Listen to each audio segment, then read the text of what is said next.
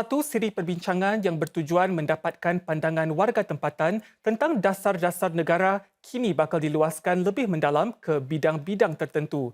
Ini dengan tumpuan untuk menghasilkan huraian bersama. Memberikan perkembangan di pertengahan jalan inisiatif Melakar Hala Tuju Singapura, Timbalan Perdana Menteri Lawrence Wong berkata 14,000 warga telah berkongsi pandangan dan idea sejak sesi-sesi pendampingan bermula pada Jun tahun lalu. Sekitar 140 sesi telah dianjurkan membincangkan isu seperti pekerjaan, mobiliti sosial dan keadaan tidak sama rata. DPM Wong turut menyeru lebih ramai rakyat agar menyertai perbincangan-perbincangan sedemikian. In the next phase of the exercise, we will go deeper into specific issues and co-create solutions with all of you. In the meantime, we will update our policies based on your feedback and ideas. I will share more about these plans in the upcoming budget on 14th of February, so look out for it. Bahagian utara koridor rel yang baru dibuka memberi mereka yang gemar mengembara berlari-lari anak serta para penduduk akses tambahan kepada alam semula jadi. Ini melibatkan tambahan laluan lagi 8 km menjadikan keseluruhannya 21 km. Ia disifatkan sebagai kawasan di mana prasarana moden bertemu alam semula jadi. Laluan tambahan itu terbentang dari stesen MRT Kranji ke stesen Hillview. Para penduduk boleh mengunjungi laluan tambahan koridor itu dari 12 pintu masuk yang baru. Dengan tambahan laluan tersebut, Singapura semakin hampir kepada visi memastikan setiap isi rumah berada hanya 10 minit berjalan kaki dari taman-taman rekreasi menjelang 2030. Sekitar 1 juta orang tinggal dalam jarak 1 km dari keseluruhan koridor rel. Kerja-kerja peningkatan turut dilakukan ke atas bahagian lain koridor tersebut. Antaranya, Jabatan Hillview yang membawa para pengunjung ke tempat meninjau setinggi 6 meter untuk menikmati pemandangan di sekitarnya. Lebih banyak peningkatan juga sedang dirancang, termasuk kerja-kerja pemulihan stesen kereta api Tanjung Pagar. Majlis Ugama Islam Singapura atau MUIS akan mengeluarkan surat tawaran rasmi atau LOO untuk musim haji 2023 kepada 900 jemaah yang layak mulai Isnin ini 13 Februari. Bakal jemaah haji akan dimaklumkan melalui SMS dan email untuk menyimak surat tawaran mereka melalui portal MyHajj.sg. MUIS berikan masa sehingga 26 Februari ini bagi para bakal jemaah haji pilih pakej haji yang diluluskan hari ini. Demikian menurut satu kenyataan yang dikeluarkan MUIS pada petang tadi. Untuk mengesahkan tempat mereka untuk haji 2023, jemaah mesti membeli pakej haji mereka daripada ejen-ejen pelancongan yang dilantik MUIS serta memenuhi prosedur yang ditetapkan dalam portal MyHajj.sg. Pada tahun ini, MUIS telah melantik 13 ejen pelancongan untuk menyediakan perkhidmatan berkaitan haji kepada semua jemaah bagi musim haji tahun ini. Bakal jemaah Singapura boleh memilih daripada 30 pakej haji yang diluluskan MUIS. Sebanyak 15 pakej merupakan pakej pendek dengan tempoh antara 15 hingga 23 hari. Bakinya pula adalah pakej jangka panjang dengan tempoh antara 24 hingga 30 hari.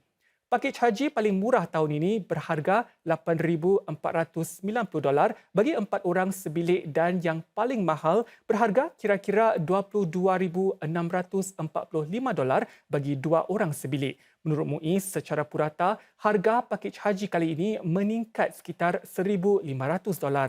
Ini disebabkan cukai kerajaan Arab Saudi dan kos penginapan yang lebih tinggi.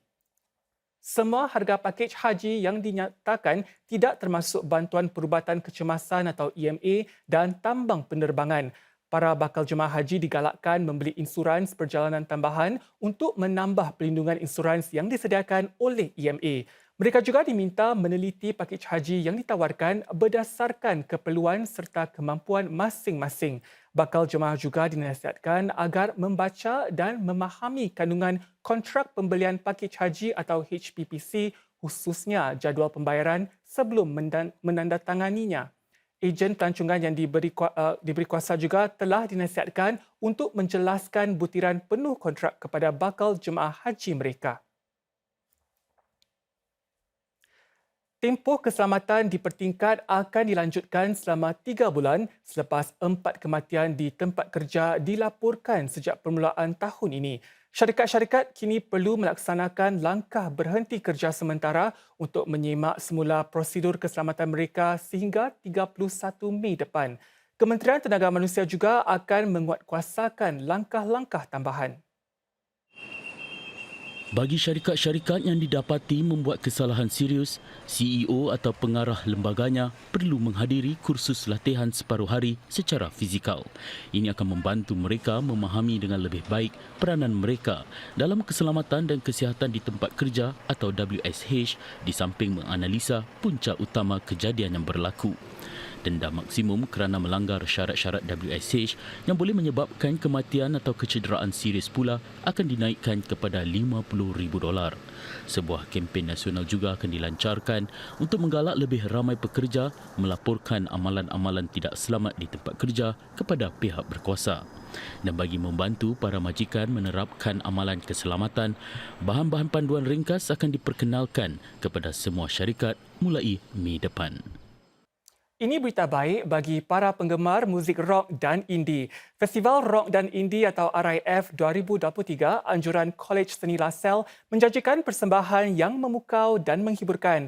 Wartawan Nazira Jamzuri ke belakang tabir untuk melihat sendiri persiapan pesta muzik yang berlangsung hari ini dan esok.